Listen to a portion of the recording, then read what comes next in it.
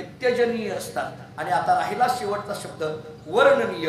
या वर्णनीय शब्दामध्ये कोण आहेत तर केवळ आणि केवळ संत आहेत. विठाला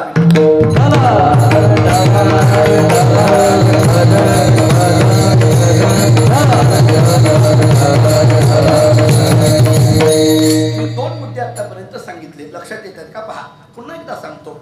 संतांचं वर्णन करण्याकरता संतच लागतात, म्हणून या अभंगातून तुकाराम महाराज संतांचं वर्णन करतात. एक, वर्णनीय असं जगामध्ये केवळ संतच आहेत, म्हणून तुकाराम महाराज या अभंगामध्ये संतांचं वर्णन करतात. दोन, या दोन्ही गोष्टीवर फारसं नाही जमलं, मी तिसरा मुद्दा सांगतो. ऐका, व्यवहारातला मुद्दा सांगतो.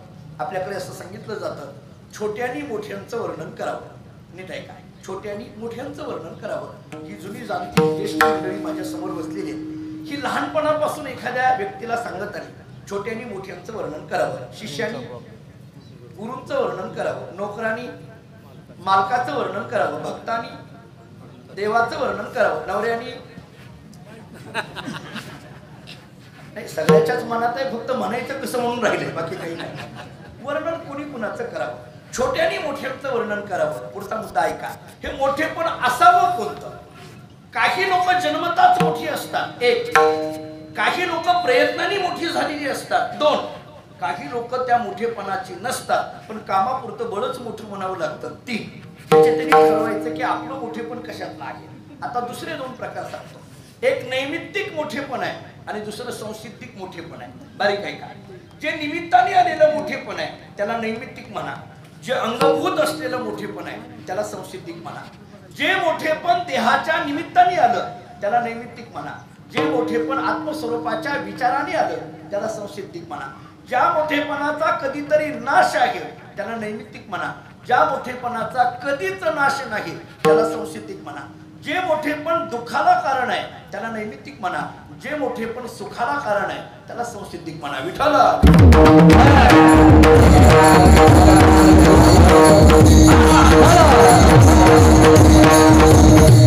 आपला विषय चाललाय, या अभंगातून तुकाराम महाराज संतांचं वर्णन का करतात. त्याच्यातला पहिला मुद्दा माझा असा होता, वर्णनीय असे केवळ संत आहेत, म्हणून तुकाराम महाराज या अभंगातून संतांचं वर्णन करतात. माझा दुसरा मुद्दा असा होता, संतांचं वर्णन संतांनीच करावं, म्हणून तुकाराम महाराज या अभंगातून संतांचं वर्णन करतात. मला तिसरा मुद्दा सांगायचा आहे, लहानांनी मोठ्यांचं वर्णन करावं, पण ते मोठेपण असावं कोणतं? नैमित्तिक असावं का संसिद्धिक असावं? म्हणजे काही कालापुरतं असावं का कायमस्वरूपी असावं? देहाच्या निमित्ताने असावं का आत्मतत्वाच्या विचाराने असावं? मी उदाहरण देतो सोपं, ऐका जरा. एखादी बाई बाजारामध्ये गेली, भांड्याच्या दुकानात गेली, भांडी खरेदी करू लागली. एक भांडं तिला पाहिजे होतं ते घेतलं. मग स्टीलचं आहे, जर्मनचं आहे, पितळीचं आहे, भगुनी म्हणा, पातेली म्हणा, जो तुमच्याकडे शब्द असेल तो वापरा. ती एक पातेली विकत घेतली, पिशवीमध्ये घातली, घराकडे निघाली. जात असताना एका कुंभाराच्या दारापर्यंत चालली. त्या कुंभार दादाला विचारलं, दादा तुमच्याकडे काय काय आहे? त्यांनी सांगितलं, रांजण आहे, डेरे आहे, छोटे छोटे मडके आहेत.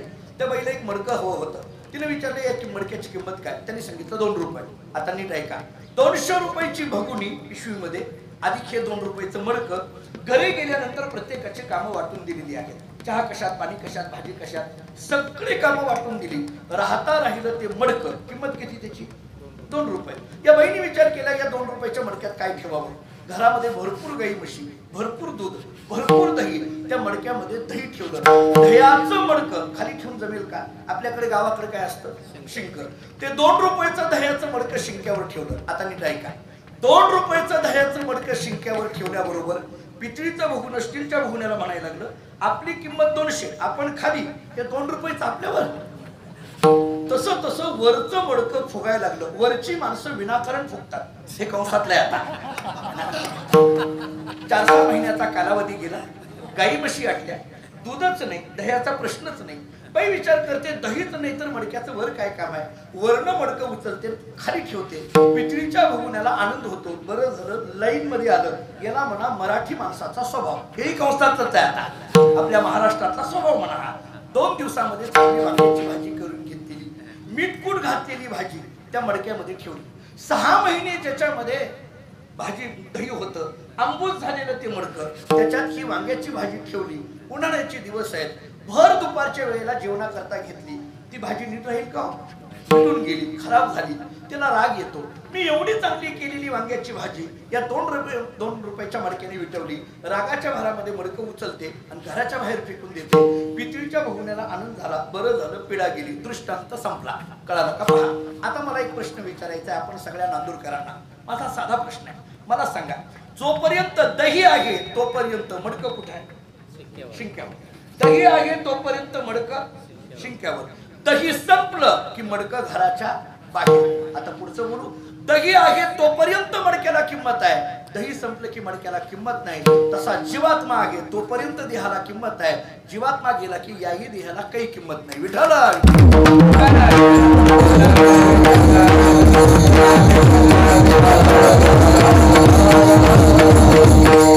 हे मोठेपण निमित्ताने आलेलं, काही कालापुरतं हे मोठेपण आहे.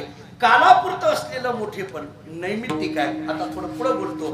आत्मस्वरूपाने आलेलं मोठेपण हे संसिद्धिक आहे. ज्ञानोबरांचे शब्द पहा म्हणजे कळतील आपल्याला. ज्ञानोबराय बोलतात, संत या जगामध्ये कसे आहेत तेव्हा ज्ञानेश्वर महाराजांचे शब्द आहेत, आत्मज्ञानी खडी संत जे माझे रूपडी. विठ्ठला विठ्ठल.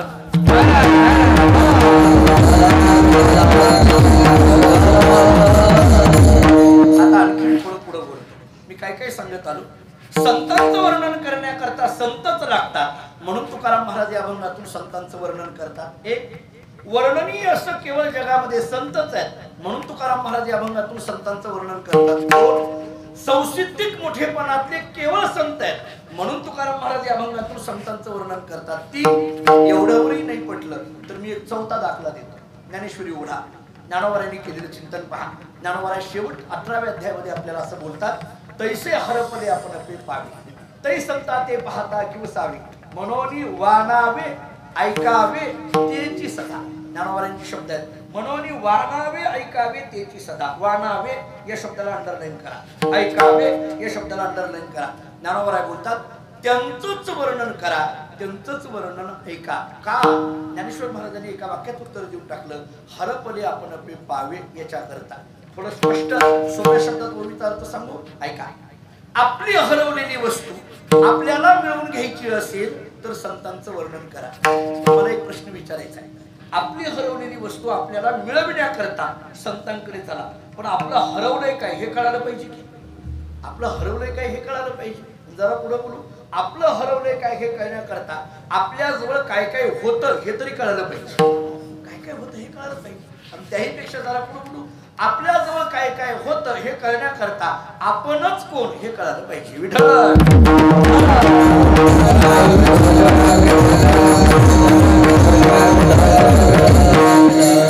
वेदांत शास्त्राचा पुष्कळ विचार आहे, मला जास्त सखोल विचार मांडायचा नाहीये, पण एका वाक्यात अर्थ सांगून पुढे जातो. आपली हरवलेली वस्तू आपल्याला मिळणं या शब्दाचा थोडासा तात्विक अर्थ असा आहे, आपली आपल्याला जाणीव, आपली आपल्याला ओळख. जरा थोडं तत्वज्ञानातलं एक वाक्य सांगतो, ऐका. माणसाला काही नाही बाकी कळालं तरी कमीत कमी आपणच कोण आहोत एवढं कळावं. जरा आणखीन पुढं मी कोण आहे हे लक्षात घ्यावं. आमचे गुरुजी असं सांगायचे, माणसं अशी गमतीचे, भर चौकामध्ये भांडणं लागली की बाहेर सरून म्हणतात, तुला माहित नाही का मी कोण आहे ते. या मीला काही अर्थ नाही. या मीच्या पलीकडे जो मी आहे तो मी शोधत आला पाहिजे. याच्या पलीकडे, देहाच्या पलीकडे. कधी कधी प्रश्न पडतो, तो मी दुसरीकडे नाहीये, तो मी तिथंच आहे पण आणखीन कळत नाहीये. महाराजांचे शब्द सांगतो, जुनार जुगादीचे नाची बहुता काळाची ठेवणी रोपणे होते पारिकपणे ठाव चळणे चुकविला. मग हे कळायचं असेल तर काय करावं लागेल? तुका म्हणे होता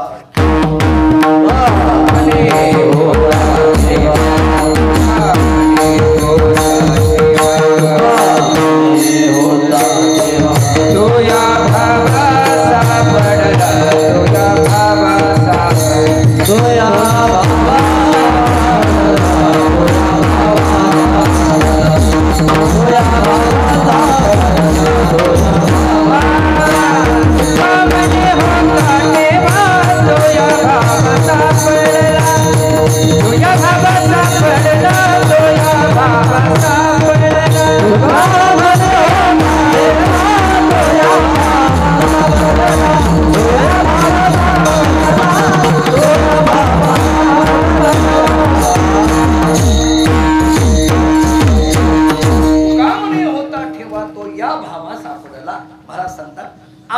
वस्तू आहे आमच्याच जवळ आहे पण ती आतापर्यंत आम्हाला कळाली नाही ती कळवून देण्याकरता कुणीतरी तिसरं लागतं आणि त्यांचं नाव संत.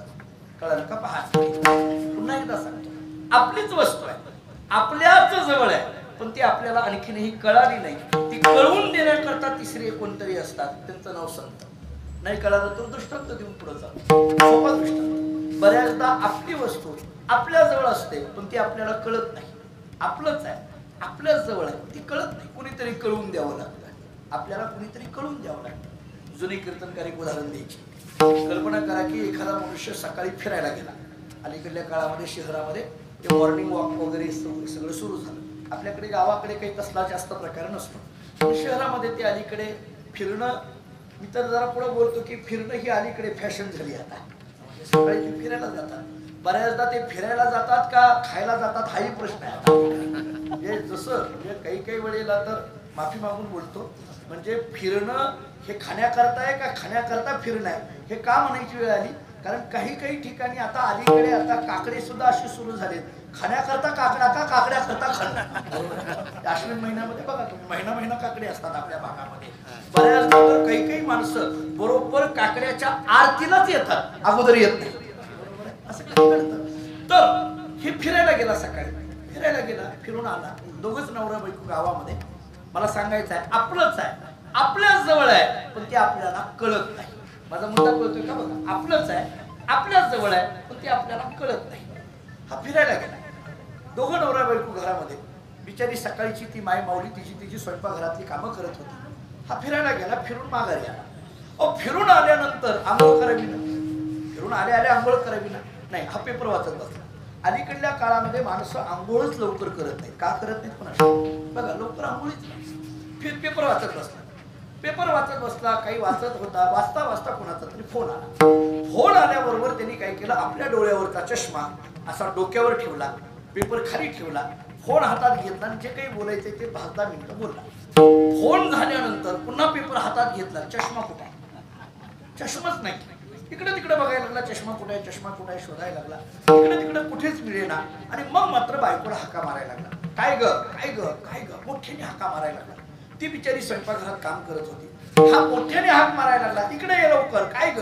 तिने विचार केला काय काढले कोणास ठाऊक. सकाळ ती बोलवायला लागलेत म्हटल्यानंतर स्वयंपाकघरातून ती आली. येता बेलनं घेऊनच आली. म्हणजे मला दुसरा आणू नका पोळ्या लाटत होती तसं ती आली.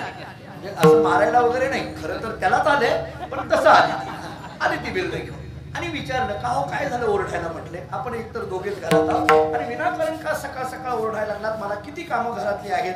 तो म्हटला काही नाही माझा चष्मा हरवलाय तू कुठं बघितला का चष्मा कुठे बघितला का. तिनं आता पाहिल्याबरोबर तिच्या लक्षात आलं चष्मा कुठे आहे. तिच्या लगेच लक्षात आलं. आता तिला माहित होतं की आपले महाशय किंवा महाभाग कुठलाही शब्द वापरा महाशय पहिल्या 2 वर्षात महाभाग 40 वर्षानंतर ठरलेलं आहे. ते म्हणते माहित होतं हिला. तिनं सांगितलं हो तुम्हाला जरा तरी डोकं आहे काय वापरला शब्द तिनं तुम्हाला जरा तरी डोकं आहे का. मला वाटतं की हे वाक्य ऐकूनच आम्ही फेटा घेऊन घरातून बाहेर पडतो. हे मी जरी माझा अनुभव सांगत असतो तरी सगळ्याचा तोच आहे. जरा तरी डोकं आहे. तो म्हटलं काय बोलतेस तू मला म्हणतेस तू डोकं आहे का एवढं मोठं डोकं आहे की असं म्हणून त्याने हात केला. एवढं मोठं डोकं आहे. उदाहरण संपलं. कळालं का तुम्हाला. काय लागलं डोक्याला चष्मा आणि एकदम मोठ्याने म्हणायला लागला मिळाला म्हणायला लागला. मला नांदूरकरांना एक प्रश्न विचारायचा आहे. मला प्रश्न एवढा विचारायचा आहे हा मनुष्य मोठ्याने म्हणायला लागला चष्मा मिळाला म्हणायला लागला. मला सांगा हरवला होता का नाही. आता दुसरा प्रश्न मिळाला का किती गप्प बसला तो लगेच. परत एकदा पहिला प्रश्न हरवलाय का नाही. मग मिळाला का काय बोलायचं. बरं परत एकदा आपल्याला काय काम नाही. आता मला कीर्तनालाच बोलवलंय तर आता तुम्हाला हे ऐकल्याशिवाय पर्याय नाही. जेव्हा तिकडून निरोप येईल स्वयंपाक झालेला आहे तेव्हा सोडेल तोपर्यंत सोडणारच नाही. साधा प्रश्न हरवलाय का हरवला तर नाही. मग जर हरवलाच नसेल तर मिळाला म्हणायला काय अर्थ आहे का. मिळाला असं म्हणण्यात काय अर्थ आहे का. मिळाला हे कधी म्हणावं हरवला असेल तर जर हरवलाच नसेल तर मिळाला म्हणण्यात अर्थ नाही. मग हा तर मिळाला म्हणायला लागला. मग जर ज्या अर्थी मिळाला म्हणतो त्या अर्थी हरवलाय. बघा पटतंय का? क्या प्रमोदजी बोलत चला हो. तुम्हाला जरा जास्त कीर्तन करायची माहिती बरेच नेले तुम्ही साधा प्रश्न. हरवणं आणि मिळणं याचा जर विचार केला, हरवलाच नाही तर मिळाला म्हणायचा विषय येत नाही. मग हा मिळाला का म्हणायला लागला? एक उत्तर आहे. खरं तर हा मिळाला म्हणायला लागला याचं कारण असं आहे, हरवला नाही पण हरवला असं वाटायला लागलं म्हणून मिळाला असं म्हणायला लागला. विठ्ठल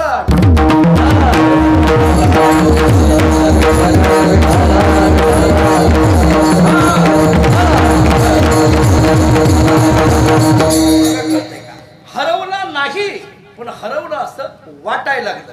वेदांत शास्त्र असं सांगतं, जिथं जिथं वाटायला लागला हा शब्द येतो तिथे तिथं भ्रम असतो, अध्यास असतो. आतास्मिन तद्बुद्धी ही अध्यास आहे. अध्यासाचं लक्षण सांगितलं जातं. तसं नसून तसं वाटणं हा अध्यास आहे. आणि हा अध्यास निवृत्त करण्याचं जे काम करतात त्यांचं नाव संत. विठ्ठल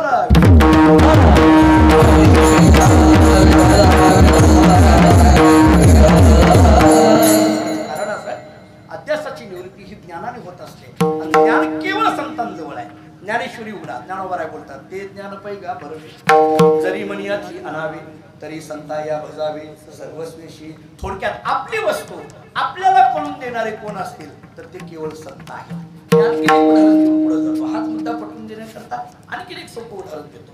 कल्पना करा, पूर्वीच्या काळामध्ये गुरखा फिरायचा पहा रात्रीच्या वेळेला. गुरखा जागे राहा, अलीकडे आपण इंग्रजीमध्ये त्याला सिक्युरिटी गार्ड वगैरे म्हणतो. तो जागे राहा म्हणून फिरायला लागला. अगदी जुना काळ, लाईटची सोय नाही, बॅटरीची सोय नाही, कंदील घेऊन फिरायला लागला. नीट ऐका आता. कंदील घेतला आणि मोठ्याने ओरडत निघाला, जागे राहा जागे राहा. रात्री 2 वाजता कंदील घेऊन फिरत असताना त्याला एकदम रात्री 2 वाजता बिडी उठवायला लागली. खिशात हात घातला, बिडी आहे पण काडीपिटी नाही. एका झोपलेल्या माणसाला उठवलं, उठा. तो बिचारा खडबडून जागा झाला आणि विचारलं, का रे बाबा एवढ्या रात्री मला का उठवलं? ते म्हटले, काही नाही, माझ्याकडे बिडी आहे पण काडीपिटी नाही, तेवढी घरातून काडीपिटी आणून द्या. ज्याला उठवलं त्यांनी डोळे उघडले, पूर्णपणे डोळे उघडले, गुरख्याकडे पाहिलं आणि त्याच्या हातातल्या कंदिलाकडे पाहिलं. झोपेतून उठलेला मनुष्य म्हणायला लागला, भल्या माणसा, तुझ्या हातात कंदील आहे, काच वर केली असती तर बिडी पेटली असती, एवढ्या रात्रीचं मला कशाला उठवलं? तो म्हटला, हे सांगायलाच उठवलं, बाकी कशा करताना. उदाहरण संपलं. आता नीट आहे का? कंदील आहे, अग्नी आहे, बिडी पेटते आहे, हे सगळं खरं आहे, पण हे सांगायला कोणीतरी तिसरं लागलं. तसा हा देह आहे, त्यात असलेला आत्मा, तोच परमात्मा, हे सगळं खरं आहे, पण हे सांगायला कुणीतरी तिसरं लागतं. त्यांचं नाव संत. विठ्ठल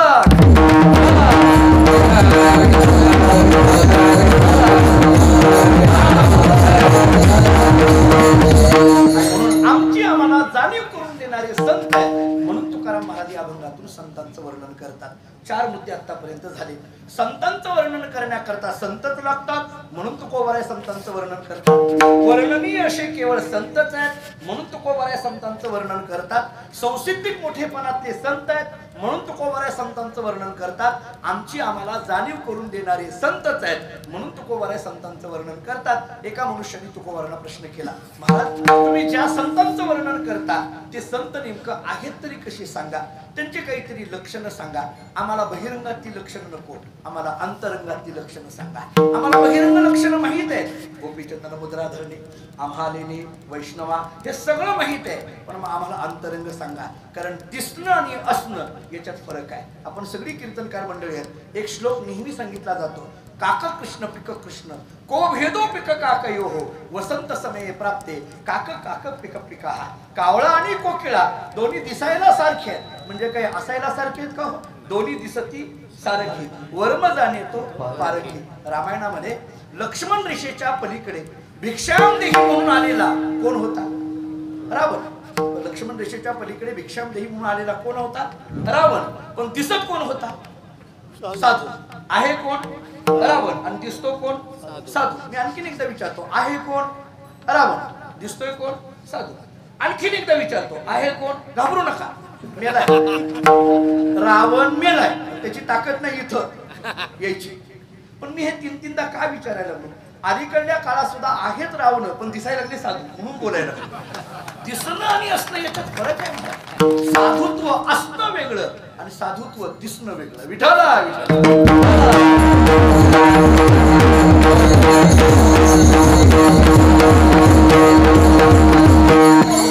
महाराजांना प्रश्न केला, महाराज आम्हाला सांगा हे साधू म्हणजे नेमके कोण, संत म्हणजे नेमके कोण, सज्जन या जगातला नेमकं कसा असतो, सद्भक्त या जगातला नेमकं कसा असतो, आम्हाला अंतरंग लक्षण सांगा. महाराजांनी सांगायला सुरुवात केली.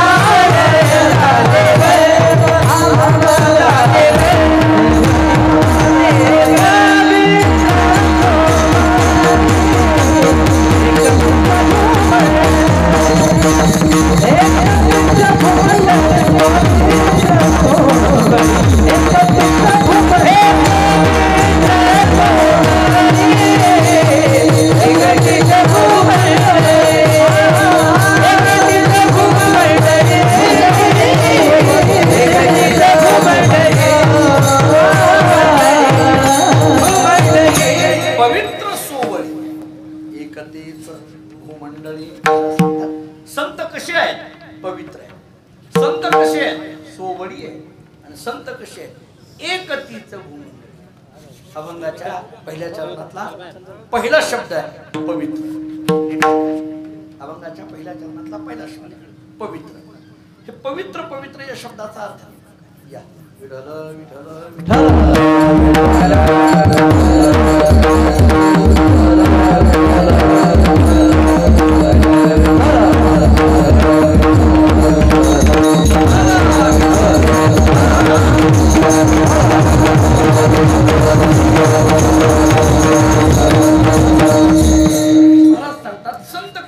पवित्र पवित्र पवित्र म्हणायचं कशाला?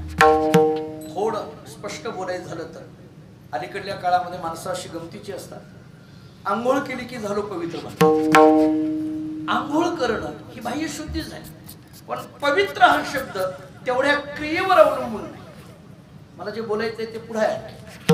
पवित्र ही क्रिया म्हणून घ्यायची. जर आणखी पुढे बोलायचं झालं तर पवित्र शब्द देहाच्या संबंधाने का पवित्र शब्द मनाच्या संबंधाने?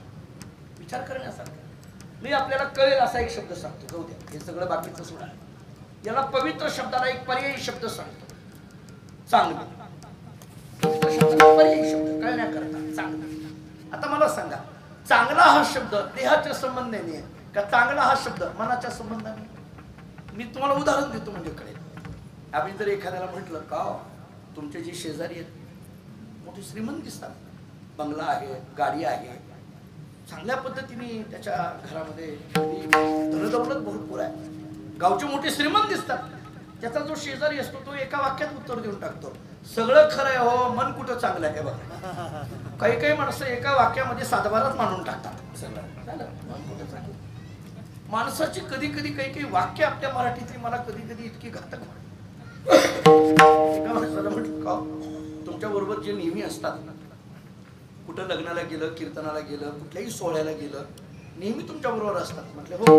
नाही ते नेहमी गप्प असतात, काही बोलत नाही फारसं, कुठेही गेले की गप्प आहे, फार शांत आहेत का? तो शेजारी म्हटला नाही नाही आतल्या गाठीचा आहे बघा. काय शब्द कुठून काढले मला कळे ना. मला तर मनावर वाटायला लागलं एखाद्या डॉक्टरला ₹1,00,000 देतो पण आतली गाठ शोधून काढ, केवढ्या आकाराची ती तरी कळू दे, काय आहे ही गाठ. मग मला असा प्रश्न पडतो की पवित्र या शब्दाचा अर्थ नेमका काय?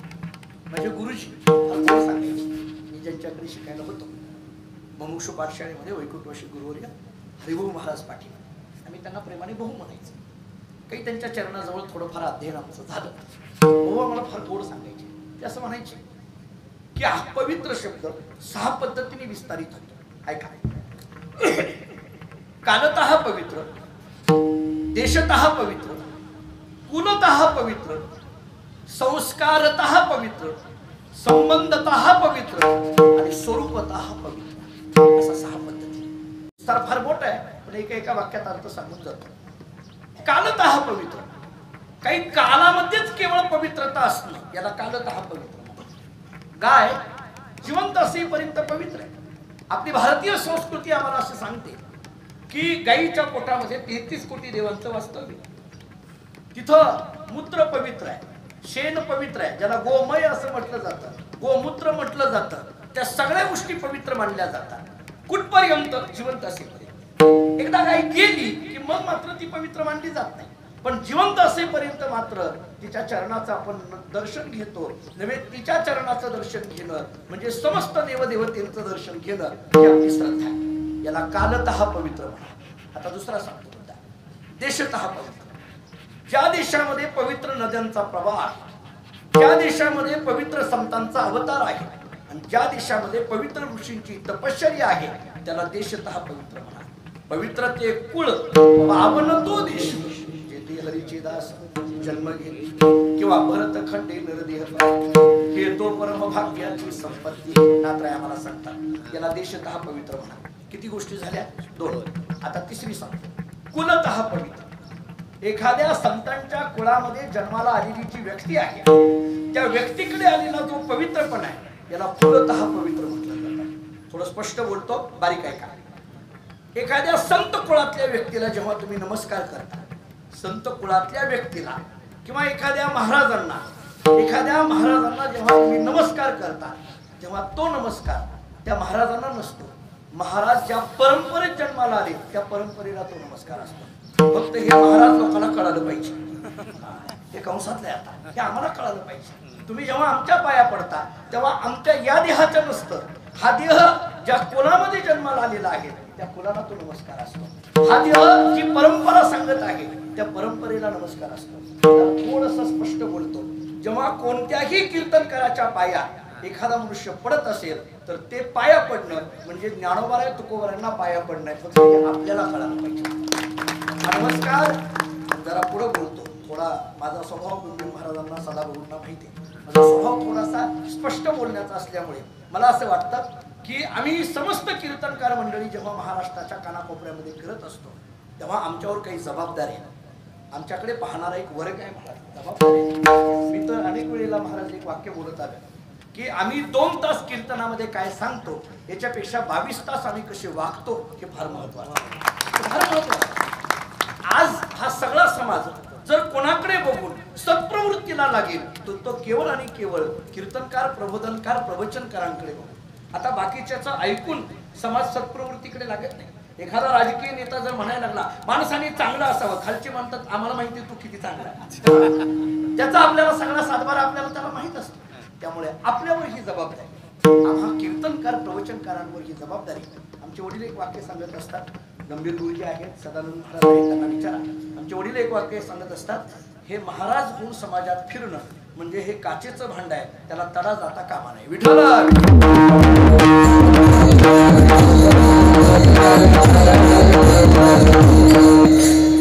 एक अभंग सांगतो, क्षणक्षणा सांभाळितो साक्षी होतो आपुला, न घडावी पायी तुटी मने मिठी घातली, विचारतो वचनाधी धरून शुद्धी ठेविली, तुका म्हणे मागे भ्यालो तरी झालो जा. ही महाराजांची भाषा आहे. थोडं पुढे चला, याला कुलतः पवित्र म्हणा. किती गोष्टी झाल्या? 3. कालतः, देशतः, कुलतः. आता 4थी गोष्ट सांगतो, संस्कारतः पवित्र. संतांच्या सहवासात गेल्यानंतर त्यांच्या सहवासाने निर्माण झालेले जे संस्कार आहेत त्या संस्काराने येणारा पवित्रपणा याला संस्कारतः पवित्र म्हणा. आद्य जगद्गुरु श्री शंकराचार्यांचं चरित्र आपण वाचलेलं असेल. आपल्याकडे असं सांगतात की जगद्गुरु आद्य श्री शंकराचार्य मंडन मिश्रांना भेटण्याकरता त्यांच्या गावी गेले.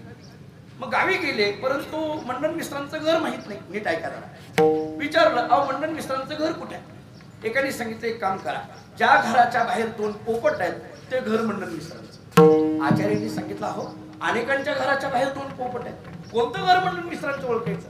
त्या माणसाने असं सांगितलं, ज्या घराच्या बाहेरचे 2 पोपट स्वतःप्रमाण्यवाद आणि परतप्रामाण्यवाद ही वेदांताची चर्चा करतात ते घर मंडन मिश्रांचं आहे. जरा पुढे बोलू, मंडन मिश्रांच्या दारातला पोपट सुद्धा वेदांताची चर्चा करतो. आपल्या दारातला पोपट यात काय संशय, एवढंच म्हणतो. आता हे दृष्टांत आउटडेटेड झाले, जाऊ द्या, आता मी सांगत बसत नाही.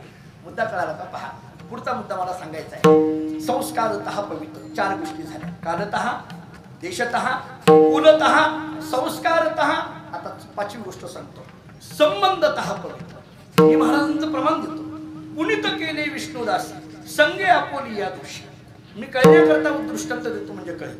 अहो मला सांगा, डोंगर हा दगडाचाच असतो, त्यात काही विशेष आहे? डोंगर म्हणजे डोंगरच आहे, तो दगडाचा आहे. पण जगद्गुरु तुकोबारांचे पाय लागले की तो डोंगर डोंगर राहिला नाही, तीर्थक्षेत्र भंडारा डोंगर झाला. याला म्हणा संबंधतः पवित्र. आजही आम्हा वारकऱ्यांची श्रद्धा अशी आहे की त्या भंडारा डोंगरावरची माती विठ्ठल विठ्ठल म्हणते आहे, ही श्रद्धा आपली आहे. आणि म्हणून त्या डोंगरावरची माती जरी कपाळाला लागली तरी आम्ही म्हणतो की जगद्गुरु तुकोबारांचं दर्शन झालं, संत चरण रज लागत असं. वासनेचे बीज जोडून मी कॉलेजमध्ये असताना एकदा व्याख्यानामध्ये मी बोललो, संतांच्या पायाखालची माती आपल्या कपाळाला लागली तर वासनेचे बीज म्हणजे अज्ञान जळून जाईल. तुका म्हणे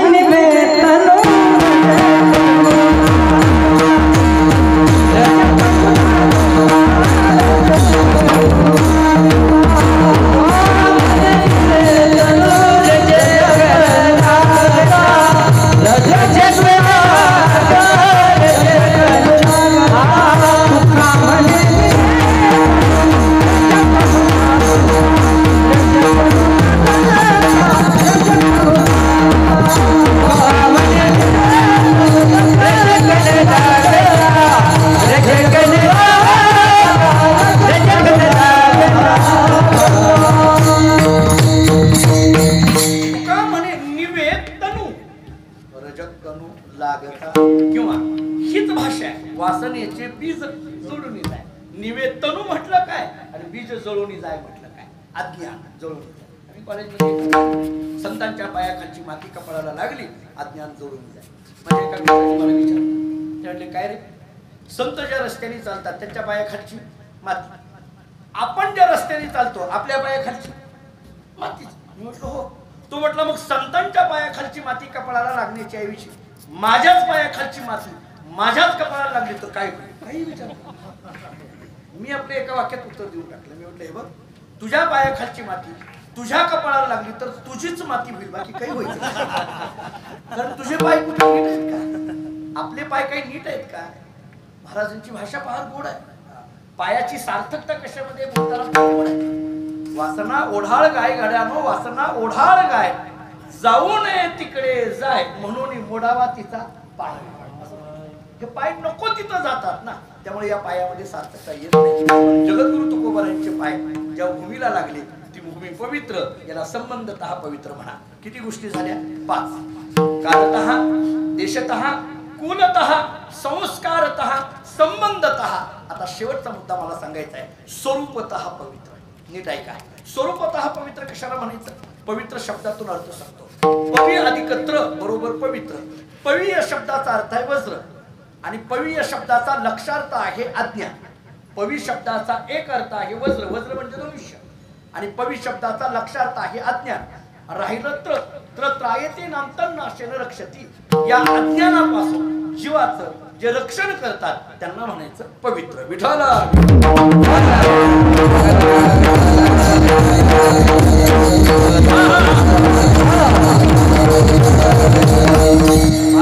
संत कसे आहेत? पवित्र. तुम्ही पहा, संत कसे आहेत? ज्ञानावराय कसे?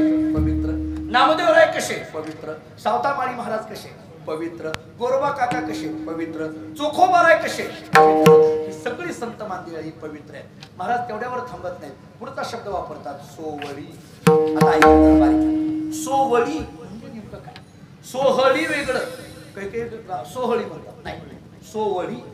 ग्रामीण भागेमध्ये तर एकदम सवळ म्हणतात. काही काही भाषेचे आपण एवढे अपभ्रंश करून टाकले. मी एकाला विचारलं हे सवळ म्हणजे काय? आता त्यांनी उत्तर दिलं, बरं काही वाईट वाटून बोला. त्याने आम्हाला सांगितलं जे कधीच धुईचं नाही त्याचं नाव सवळ. काय आता कसं बोलायचं मला सांगा. आता पूजनीय महाराज इथं बसलेले, दोन्ही स्वामीजी इथं बसलेले, कधी कधी माहित नसतं ते सोहळं या शब्दाचा अर्थ माहित नाही. सोहळं काय आहे, अनसुट सोहळं काय आहे, पणसुट सोहळं काय आहे, सोहळ्याचे हे प्रकार सांगितले जातात. सोहळ्याचा संबंध हा पाण्यापासून सुरू होतो, कारण पाण्यामध्ये विकार लवकर येतात आणि ते विकार अंतःकरणात येण्याची शक्यता असते. महाराज सांगतात जिथं विकारच नाही त्याला खऱ्या अर्थाचं सोहळं म्हटलं जातं. मी आपल्याला काही अर्थ सांगतो, धावते सांगतो, फार वेळ घेत नाही. प्रमाण महाराजांचीच देतो. महाराजांचं प्रमाण ऐका. जगद्गुरु तुकोबाराय बोलतात सोहळं कशाला म्हणायचं? जिथं विषमता नाही त्याला सोहळं म्हणा. आता हे सोहळे झाले त्रिभुवन, विषम दोहोनी एक विषय झाला. आता दुसरं सांगतो, सोहळं म्हणजे काय? जिथं विटाळ नाही त्याला सोहळं म्हणा. नाही त्या विटाळ अखंड सोहळा, उपाधी वेगळा जाणीवेचा. 2 गोष्टी झाल्या. आता तिसरं सांगतो, सोहळं म्हणजे काय? महाराज सांगतात उपाधी वेगळा तुका राहिला सोहळा, म्हणजे उपाधी रहित होणं याला सोहळं म्हणा. काय काय झालं कळतंय का? बघा, विषमता गेली सोहळं म्हणा, विटाळ गेला सोहळं म्हणा, उपाधी गेली सोहळं म्हणा.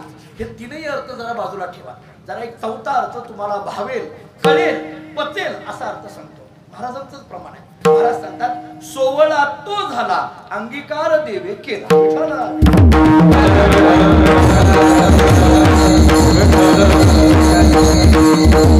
जरा थोडं जाहीर बोलतो की सोहळं कोणाला म्हणायचं? ज्याचा भगवंतानी स्वीकार केला त्याला म्हणायचं सोहळं. ज्याला देवानी म्हटलं हा माझा आहे त्याला म्हणायचं सोहळं. रामायणामध्ये राम ज्यावेळेस वनवासामध्ये होते तेव्हा एका दंडकारण्यामध्ये तिथल्या ऋषी लोकांनी असा विचार केला की आपल्याला पाणी पिण्याची गरज नाही. का? कारण इथल्या तळ्यातल्या पाण्याला शबरी नावाच्या भिल्लणीने स्पर्श केल्यामुळे हे पाणी अशुद्ध झाले. ऐका, शबरीने भिल्लणीने स्पर्श केल्यामुळे हे पाणी अशुद्ध आहे, अपवित्र आहे. पाणी शुद्ध करायचं आहे, काय करावं? सगळे ऋषी लोक प्रभू रामचंद्राकडे गेले. प्रभूने विचारलं कसं बरं चाललंय का? म्हटले काही नाही, फक्त एक विनंती. म्हटले काय? या तळ्यातलं पाणी अशुद्ध झालंय, तुम्ही आमच्या बरोबर चला प्रभू आणि त्या तळ्यातल्या पाण्याला पाय लावा, म्हणजे तळ्यातलं पाणी शुद्ध होईल. प्रभूंनी सांगितलं मी येण्याची गरज नाही. नाही नाही, तुम्ही आल्याशिवाय होणार नाही. प्रभू रामचंद्रांनी सांगितलं सगळ्या ऋषी लोकांना तुम्ही एक काम करा. म्हटले काय? तळ्यातलं पाणी एका भांड्यात घ्या. बरं, मग त्या तळ्याच्या जवळ एक झोपडी आहे म्हटले, माहित आहे का? सगळ्या ऋषी लोकांनी म्हटलं हो माहित आहे. पुढं काय? त्या झोपडीमध्ये शबरी नावाची भिल्लणी राहते, माहित आहे का? ऋषी लोकांनी सांगितलं आम्हाला माहिती आहे, पण याला कसं माहित आहे? ते म्हटले तेही माहित आहे. प्रभू रामचंद्रांनी सांगितलं मग एक काम करा, तळ्यातलं पाणी एका भांड्यात घ्या, त्या शबरीकडे जा, शबरीच्या पायाची पूजा करा आणि ते तीर्थ तळ्यातल्या पाण्यात टाका, तुमचं पाणी शुद्ध होऊन जाईल. म्हटले सोवळा तो झाला, अंगीकार देवे केला. विठ्ठल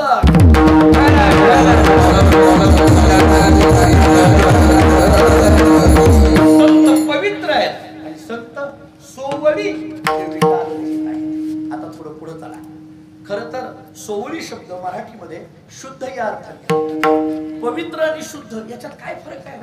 जाता जाता 4 विकल्प सांगतो, ऐका. काही ठिकाणचं पाणी पवित्रही नसतं आणि शुद्धही नसतं. 1. काही ठिकाणचं पाणी पवित्र असतं पण शुद्ध नसतं. 2. काही ठिकाणचं पाणी शुद्ध असतं पण पवित्र नसतं. 3. आणि काही ठिकाणचं पाणी पवित्रही असतं शुद्धही असतं. 4. पवित्रही नाही आणि शुद्धही नाही. काही काही ठिकाणचं पाणी पवित्रही नसतं आणि शुद्धही नसतं. हॉटेल मधलं पाणी पवित्र असतं का? शुद्ध तरी असतं का? हॉटेल मधलं पाणी ते 5 बोटं 5 ग्लासात असतात आणि अशी ठेवली असतात, बरोबर आहे? ते पवित्र तरी आहे का? आणि ते शुद्ध तरी आहे का? काहीच नाही. पण पिण्याची मरमर तीच आहे. आता त्याच्यापेक्षा एक पिण्याची मरमर आहे, जास्त सांगत नाही कीर्तनात. महाराज सांगतात हे पवित्रही नाही शुद्धही नाही. काही ठिकाणचं पाणी पवित्र आहे पण शुद्ध नाही. चंद्रभागेतलं पाणी पवित्र आहे पण तिथं बोर्ड लिहिलाय पाणी पिण्यास मात्र आरोग्यास हानिकारक आहे. ते शुद्ध पवित्र आहे. गंगेचं पाणी पवित्र आहे पण आरोग्याच्या दृष्टीने ते शुद्ध नाही. आता तिसरा मुद्दा, शुद्ध आहे पण पवित्र नाही. बिस्लेरी नावाची 15-20 रुपयाला बाटली मिळते.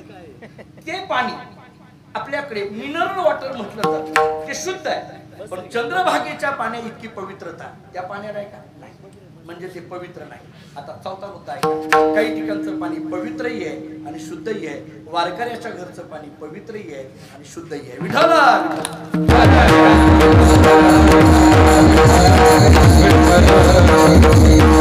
संत पवित्र आहे, सोवळी आहे आणि पुढे सांगतात एक तीच भूमंडळी. मला आपल्याला असं विचारायचं आहे, पवित्र सोवळी एक तीच भूमंडळी असं म्हणायचं, पवित्र सोवळी एक तीच भूमंडळी असं म्हणायचं? हा एक शब्द पवित्र सोवळीला जोडायचा का हा एक शब्द तीच भूमंडळीला जोडायचा? काय करायचंय? बसलेली मंडळी म्हणतील काय करायचंय ते तुम्ही करा पण वेळेवर कीर्तन सोडा, एवढंच म्हणतात. एवढ्या भर गुणाचा वेदांत कुणाला पडतो महाराज एवढा? पण एक शब्द हा किती महत्वाचा आहे लक्षात. आपण सगळे मराठी भाषिक आहोत, तुम्हाला मी वैशिष्ट्य सांगून पुढे जातो. शब्द बदलले अर्थ बदलतात, विरामचिन्ह बदलली अर्थ बदलतात. हा एक शब्द पवित्र सोवळीला जोडला की एक हे संतांचं लक्षण होतं आणि एक शब्द तीच भूमंडळीला ठेवला की एक हे संतांचं विशेषण होतं. पवित्र सोवळी एक तीच भूमंडळी. महाराज सांगतात ज्यांचा आवडता देव खंडित प्रेमभाव विठोबा.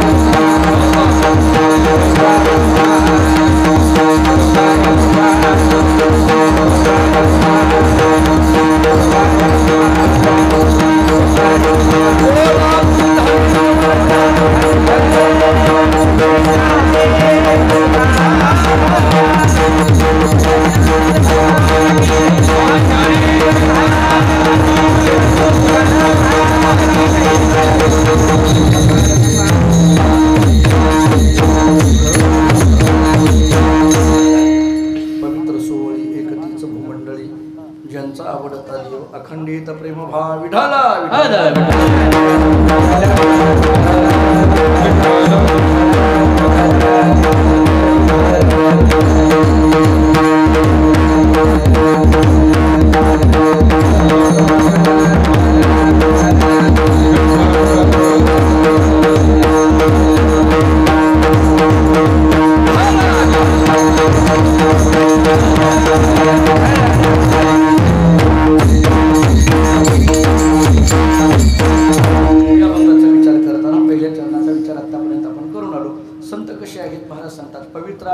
सोवळी आहेत एक तीच भूमंडळी.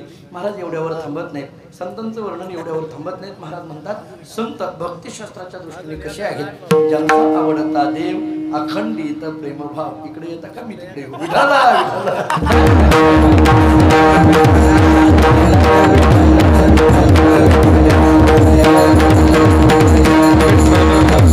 दुसऱ्या चरणातले जे शब्द आहेत, ज्यांचा आवडता देव अखंडित प्रेमभाव. थोडक्यात काय, ज्यांच्या आवडीचा परमात्मा झालेला आहे ना त्यांना संत म्हणा. बहु आवडसी जीवापासून या विषय तो त्यांचा झाला नारायण. नावडे जनधन माता पिता. महाराज सांगतात आता त्याच्याशिवाय दुसरं आम्हाला काही माहित नाही. एक विषय तो सकाळांचा झाला हरी, त्याची आवडी निवडी तरी किंवा एकदरीला चिंती आम्ही रमाई. थोडक्यात आम्हाला आता त्याच्यापेक्षा काही माहित नाही. हे चिंता एक नाही त्यांना संत म्हणा. ती स्थिती आहे रामायणामध्ये.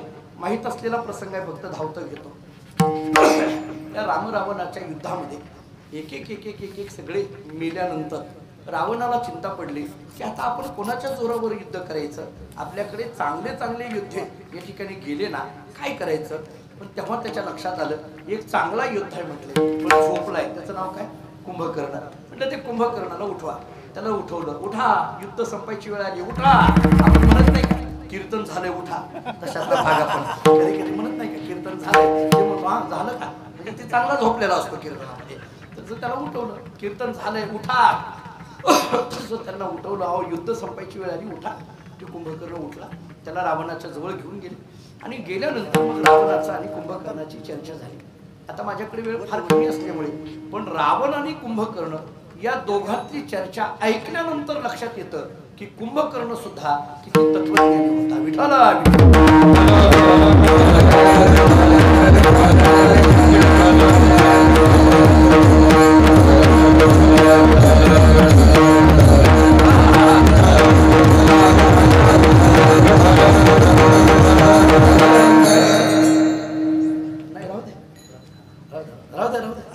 बोलणाऱ्याला वज असते, वाजवणाऱ्याला काय वज. तर कुंभकर्णाच्या असं आहे महाराज की बऱ्याच वेळेला आपण एक बाजू फक्त ऐकतो. कुंभकर्णाची आणि रावणाची चर्चा झाल्यानंतर कुंभकर्णाने जे वेदांत शास्त्र आणि तत्वज्ञानाच्या दृष्टीने प्रश्न विचारले तेव्हा लक्षात येतं कुंभकर्णाचा किती अभ्यास होता. मी आपल्याला काही उल्लेख करून पुढे जाईल. आपण जर काही चांगलं ऐकण्याची सवय असेल तर युट्यूबला काही व्याख्यानं येतात. त्याच्यामध्ये प्राध्यापक राम शेवळकरांचं एक व्याख्यान आवर्जून ऐका. 2 दुर्योधन असं त्या व्याख्यानाचं नाव आहे. 2 दुर्योधन म्हणजे आपण समजत असतो तो दुर्योधन वेगळा आणि त्याच्या अंतःकरणातल्या ज्या वेगळ्या भूमिका आहेत तो दुर्योधन वेगळा. 2 पद्धतीने दुर्योधन मांडला. एका बाजूनी जो आपण आतापर्यंत सांगत आलो तो आणि एकदम त्याच्या विरुद्ध. तसे 2 कुंभकर्ण सुद्धा ऐकण्यासारखे आहेत की कुंभकर्ण सुद्धा आपण जे म्हणतो आळशी होता, झोपाळू होता.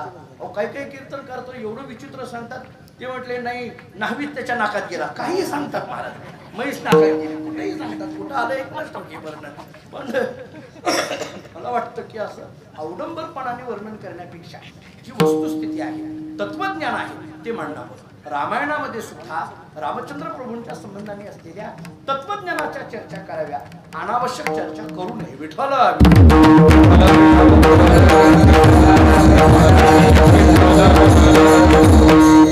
श्रोत्यांचा बौद्धिक स्तर वाढविणं ही वक्त्याची जबाबदारी. श्रोत्यांचा बौद्धिक स्तर वाढवणं ही वक्त्याची जबाबदारी.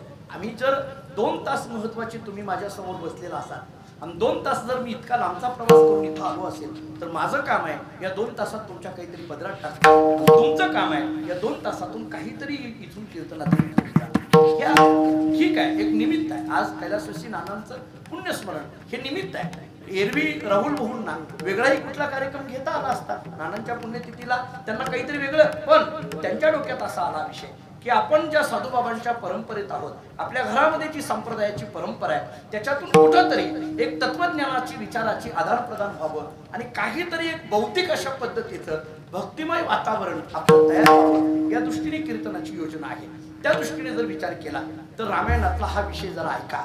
मला सांगायचं आहे, ज्यांचा आवडता देव आणि मग तो कुंभकर्ण रावणाच्या समोर उभा राहिला, त्याला युद्ध करायला सांगितलं, युद्ध करण्याकरता गेला.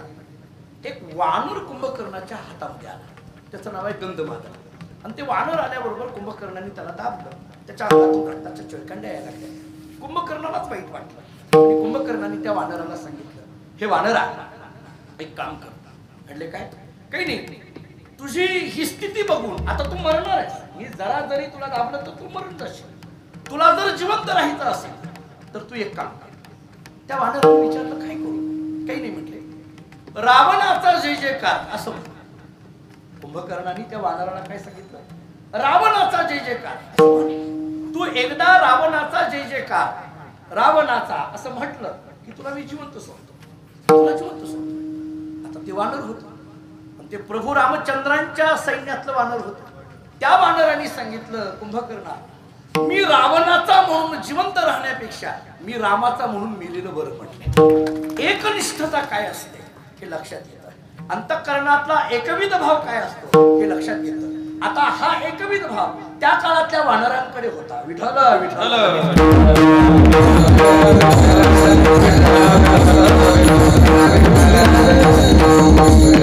आपल्याला जास्त जुसायचं नाही. ज्यांचा आवडता देव, महाराज सांगतात आवडीचा देव झालेला आहे त्यांना संत म्हणा. काय काय झालं आतापर्यंत? पवित्र सोवळी एकतीच भूमंडळी ते संत आहेत, ज्यांच्या आवडीचा देव झालेला आहे ते संत आहेत. आता पुढचं बोलतो, तीच भाग्यवंती सरती पुरती धनविते, की जे भाग्यवंत आहेत त्यांना संत म्हणा. भाग्याचा उदय ते हे जोडी संत पाय का म्हणे भाग्य या नावे म्हणजे संसारी जन्मी जे याची लागी, ही सगळी भाग्य ज्यांच्याकडे आहेत त्यांना संत म्हणा. किंवा सरती पुरती धनविते ऐश्वर्य संपन्न आहे. ज्ञानोबारायांचं केलेलं तुकोबारायांनी वर्णन किती गोड आहे पहा. जयाची द्वारी सोन्याचा पिंपळ अंगे ऐसे बळ रेडा बोलले. संत किती ऐश्वर्य, ज्याच्या दारामध्ये सोन्याचा पिंपळ. एका कीर्तनामध्ये मी बोललो, एका मनुष्याने कीर्तन ऐकल्याबरोबर माझं पायाही पडला नाही, तसाच एसटीत बसला आळंदी तिकडे तिकडे फिरला. तासाभरानंतर मला फोन केला, महाराज लोकांनी खोटं बोलायचं असतं का? मी म्हटलं काय झालं? तू म्हटलं की सोन्याचा पिंपळ. म्हटलं हो. अहो इथं थोडंही सोनं भेटे ना, की सोनं शोधायला गेलं तिथं. मी म्हटलं अरे बाबा तिथंच आहे. तो म्हटला कुठे आहे? इथं तर साधा पिंपळ आहे, सोन्याचा पिंपळ कुठं? सोन्याचा पिंपळ दिसण्याकरता दृष्टी सोन्याची लागते. विठ्ठल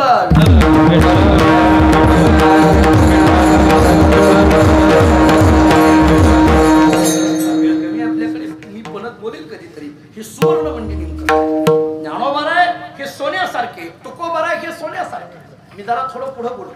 आपण कधी कधी बोलतो तुकोबाराय गरीब होते, दरिद्र होते, कधी असं म्हणायचं नाही. तुकोबाराय काय ऐश्वर्य संपन्न होते. मी एक युक्तिवाद करतो, मला युक्तिवादाची सवय आहे म्हणण्यापेक्षा मी खरं तर तोच उद्योग माझा होता युक्तिवादाचा, पण आता मी सोडून इकडे आलो. युक्तिवाद एक साधा करतो. मला सांगा, छत्रपती शिवाजी महाराजांनी पाठवलेला सोन्याचा नजराणा जगद्गुरु तुकोबारायांच्या समोर होता आणि त्या सोन्याकडे पाहून तुकोबारायांचे शब्द आहेत, सोने रुपये महामूर्तीचे. मला सांगा, समोर असलेलं सोनं नको म्हणणं याच्याकरिता किती मोठा श्रीमंतपणा पाहिजे हे लक्षात घ्या. किती मोठं श्रीमंत व्हावं लागेल, त्यामुळे सोनं नको म्हणावं लागेल. आता अलीकडे आमच्यात काही काही लोक म्हणतात आम्ही घेत नाही, तुम्हाला कोणी देतच नाही तर घ्यायचा काय संबंध येत? घेत नाही कधी म्हणायचं, द्यायला लागलं तर. जर तुम्हाला दिलंच नाही तर घेत नाही म्हणजे काय अर्थ आहे? पण छत्रपतींनी पाठवलेलं त्याला नाही म्हणणं, त्याला म्हणा तीच भाग्य बनते. सरती कृती धनविते.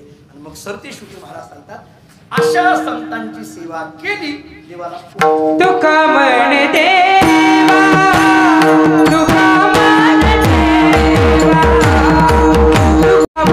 देवा, तुका म्हण देवा, तुका म्हण देवा, तुका म्हण देवा, तुका म्हण देवा, तुका म्हण देवा,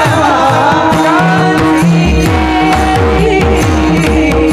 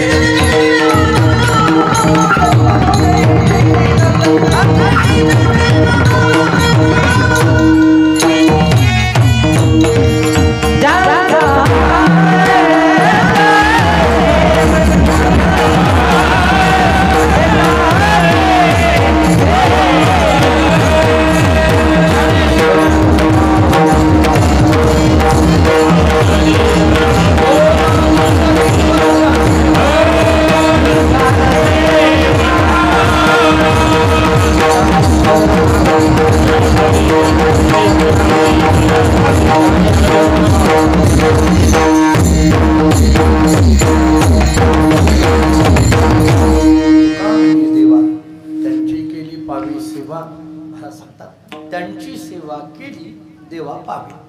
त्यांची म्हणजे कोणाची? अभंगातल्या शेवटच्या चरणातला जो शब्द आहे, त्यांची सेवा केली. पण हे त्यांची म्हणजे कोणाची? आतापर्यंत 3 चरणामध्ये ज्यांचं वर्णन केलं त्यांची. पवित्र सोवळी एकतीच भूमंडळी त्यांची, ज्यांचा आवडता देव अखंडित प्रेमभाव त्यांची, तीच भाग्यवंते सरती पुरती धनविद्ये त्यांची, त्यांची सेवा केली देवा पावे. एक वाक्य सांगतो, आपण संतांची सेवा केली की ती देवाला पोहोच होते, याच्यात नवल नाही. आपण संतांची सेवा केली की देव आपल्या घरची सेवा करायला लागतो. हे भक्तीचं ऐश्वर्य. देव आपल्या घरची सेवा करायला लागतो. दहावे चाले मागे मागे, संतांचे सुख झाले या देवा, म्हणून सेवा करी त्यांची. एकनाथ महाराजांच्या घरी देवानी कामं करावी, गुरोबा काकांच्या घरी देवानी कामं करावी, सावता महाराजांच्या घरी देवानी कामं करावी, नामदेव यांच्या घरी कामं करावी. मी ज्या परंपरेत जन्माला आलो, माणकोजी बोधले महाराज त्यांच्या घरी देवानी कामं करावी. मी अनेक वेळेला सांगत असतो की ज्या परंपरेत मी जन्माला आलो, जगद्गुरु तुकोबा यांच्या समकालीन असलेली ही परंपरा, पांडुरंगाने बोध केला म्हणून बोधले आडनाव पडले, विठोनी एकांती बोधिले म्हणून जगे नाव बोधले, बोधला म्हणे देवा तू मज बोधिले, आवडीने ठेविले नाम माझे. आणि म्हणून महाराजांच्याही घरात देवानी कामं करावी, या सगळ्याचा एकच उद्देश आहे. तुका म्हणे देवा त्यांची केली पावे सेवा, ज्यांचा आवडता देव अखंडित प्रेमभाव.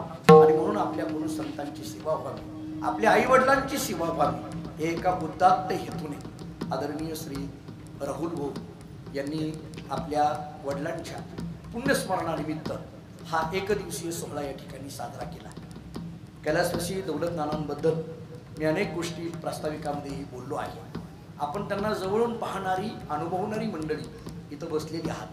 त्यामुळे नानांनी, मला तर असं वाटतं की आपल्या आयुष्यामध्ये नानांनी काय कमवलं याच्याकरता एकच वाक्य सांगेल, चांगली संतती जन्माला घातली हेच त्यांनी कमवलं असं म्हणायला. कारण त्यांचे चिरंजीव राहुल भाऊ असतील, त्यांच्या 4ही कन्या मनीषाताई असतील, सुवर्णाताई असतील, नंदाताई असतील, वनिताताई असतील, या सगळ्यांवर असणारी सुसंस्कार त्यांनी जे केले. नानांच्या धर्मपत्नी आमच्या सर्वांच्याच असणाऱ्या कमलताई, त्याचबरोबर राहुल भाऊ यांनी जो काही वडिलांच्या पुण्यतिथीच्या निमित्ताने हा सोहळा या ठिकाणी साजरा होतोय, दानशूर व्यक्तिमत्व आहे. आमची जी साधूबाबांची परंपरा इथं सगळे उपस्थित आहे. व्यक्तिपरायण पूजनीय आमचे राजेंद्र महाराज एपरे, माझा आणि त्यांचा अत्यंत जिव्हाळ्याचा संबंध. एपरे महाराजांचे अनेक कार्यक्रम आपल्या बोधले महाराज परंपरेमध्ये झाले. आणि मी आणि माझे वडील म्हणजे माझ्यापेक्षा सुद्धा वडिलांचं विशेष प्रेम एपरे महाराजांवर आणि साधूबाबांच्या परंपरेवर. एपरे महाराजांची सर्व पूजनीय आमची महाराज मंडळी इथं उपस्थित आहे. साधूबाबांची थोर मोठी परंपरा आणि त्या परंपरेवर नितांत श्रद्धा असणारं हे नानांचं घर आहे. तिथं बाबांच्या मंदिराला जवळजवळ 8 लाख रुपयाचं शेड आमच्या राहुल भाऊंनी या ठिकाणी दिलं. इथंही एका संस्थेला, एका शाळेला लाखो रुपयाची मदत राहुल भाऊ असतील, त्यांचे सहकारी आदरणीय आमचे सरपंच मोराटे साहेब आमचे तेही इथं असतील. खरं तर मला सरपंच साहेब तुमचं आश्चर्य वाटत होतं. मी उतरल्यानंतर गंभीर महाराज त्यांनी मला एकच सांगितलं पहिले, म्हणजे महाराज कीर्तनाला जायच्या अगोदर आपल्याला मंदिरात पाया पडायला जायचं. मला आतापर्यंतच्या हयातीमध्ये पहिला सरपंच भेटला की ज्यानं मंदिरात घेऊन गेला. नाहीतर बऱ्याचदा सरपंच ग्रामपंचायतला घेऊन जातात आम्हाला, हे मी केलं ते मी केलं दाखवत राहतात. आणि ते जे मला गाडीत बोलत होते त्यांनी इतक्या शिस्त पद्धतीने गावाची माहिती दिली, इतक्या शिस्त पद्धतीने. मी पहिल्यांदाच गावात आल्यामुळे त्यांनी मला या गावाचा जवळजवळ अगदी 2-5 मिनिटांमध्ये इतका सगळा आलेखच गावाचा मांडला. आणि मग माझ्या लक्षात आलं की नस ना नस माहिती आहे म्हणूनच हे सरपंच आहेत, हे लक्षात आलं. गावातल्या सगळ्या गोष्टी माहिती आहेत. आणि आदरणीय आमचे सरपंच साहेब, बाकी सगळीच राहुल भाऊचा सगळाच मित्र परिवार आणि त्यांची भावकीतली, त्यांच्यावर प्रेम करणारी मंडळी इथं उपस्थित आहेत. जास्त नामोल्लेख करण्यामध्ये वेळ घेत नाही. राजकीय, शैक्षणिक, सांस्कृतिक, आध्यात्मिक क्षेत्रातली सगळी मंडळी आहेत. पूजनीय स्वामीजी या ठिकाणी उपस्थित आहेत. खरं तर स्वामीजींनी ऐकावं, आम्ही बोलावं इतके आम्ही मोठे नाही, परंतु या घराण्यावर असलेली त्यांची कृपा आणि या घराण्याचं त्यांच्यावर असलेलं प्रेम, त्याच्यातून दोनही स्वामीजी या ठिकाणी उपस्थित आहेत. त्यांच्या चरणी नतमस्तक होतो. या अभंगाचा जेवढा विचार माझ्या अल्प वेळेमध्ये आणि अल्पमतीने करता येणं शक्य आहे तेवढा करण्याचा प्रयत्न केला. खरं तर सदानंद भाऊंनी फार आग्रहाने मला सांगितलं, मी थोडासा नाही म्हणत होतो, कारण प्रवास रोजचेच कार्यक्रम, परंपरेची जबाबदारी या सगळ्यांमुळे अनेक वेळेला काही ठिकाणी इच्छा असूनही जाता येत नाही, परंतु इथं आल्यानंतर मला आनंद वाटला की आपल्या वडिलांच्या पुण्यतिथीच्या निमित्ताने अनेक वारकऱ्यांचं इथं येणं जाणं एकाहुनी बळी रे. सगळ्यांची नामं करण्यात वेळ घेत नाही, पण किती मोठी मोठी ही मी तर असं म्हणेल एवढ्या गोड आवाजाची आणि गोड हाताची माणसं संप्रदायात आहेत, हे संप्रदायाचं वैभव आहे असं म्हणायला हरकत नाही. आज आमच्या संस्थेतली लहान लहान मुलं इथं आहेत. प्रमोदजी आपण एक काम करत आहात, मी आपल्याकरता सांगेन, आपण खूप चांगल्या पद्धतीने एका यूट्यूब चॅनलच्या माध्यमातून आपण चांगलं काम करताय. शिक्षण आणि संस्कार याचा विचार करताना माझे वडील एक वाक्य सांगत असतात, पूर्वीच्या काळामध्ये शिक्षण नव्हतं पण संस्कार होते.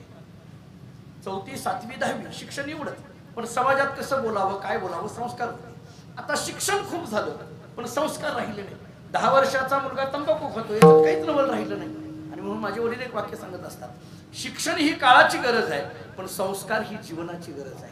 आणि संस्कारमय शिक्षणाकरिता अशा वारकरी शिक्षण संस्थेची गरज आहे, अशा कार्यांची गरज आहे. आणि म्हणून असं संस्कारमय शिक्षण आपल्याकडून व्हावं अशा भावना पुन्हा एकदा व्यक्त करतो. पुनश्च एकदा ही सेवा ज्ञानोबांच्या चरणी तुकोबांच्या चरणी मी ज्या परंपरेत जन्माला आलो त्या माणकोजी बोधले महाराजांच्या चरणी आणि साधुबाबांच्या चरणी सेवा समर्पित करू. याच ठिकाणी जय जय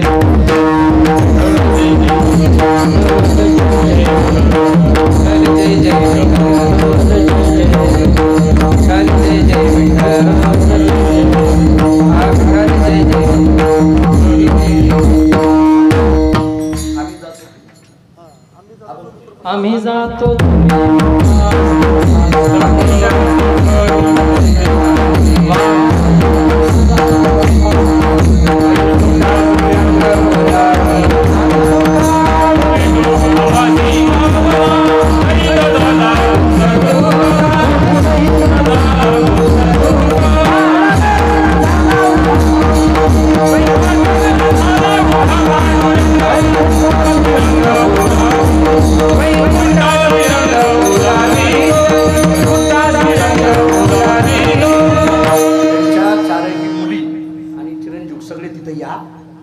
सगळ्यांना पुष्प मिळालेली आहेत, फुलं मिळालेली आहेत.